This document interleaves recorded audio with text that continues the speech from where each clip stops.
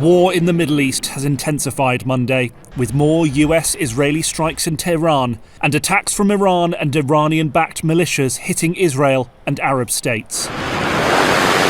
The conflict, which began Saturday with a massive US-Israeli attack on Tehran, has led to the death of Iran's supreme leader Ayatollah Ali Khamenei.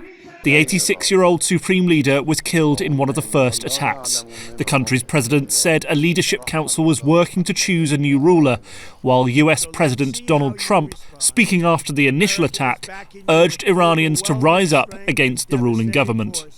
Now is the time to seize control of your destiny and to unleash the prosperous and glorious future that is close within your reach. Iran quickly vowed retribution for the attacks and struck back with drones and missiles aimed at Israel and other sites around the Gulf where US forces are based. At least 11 people have been killed in Israel after the strikes, and at least 4 US service members have been killed in action, at least 3 in strikes on US bases in Arab Gulf nations. The conflict has since expanded to include militias backed by Iran in the Middle East and nearby Arab Gulf countries hosting US forces. The war has reverberated around the world, with demonstrations celebrating the death of the Ayatollah in some nations and protests condemning US-Israeli strikes in others.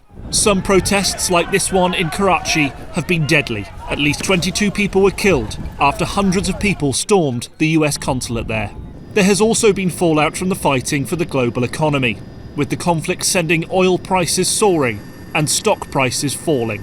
The Iranian Red Crescent said Monday that the US-Israeli airstrike campaign has killed at least 555 people in Iran, with 131 cities attacked.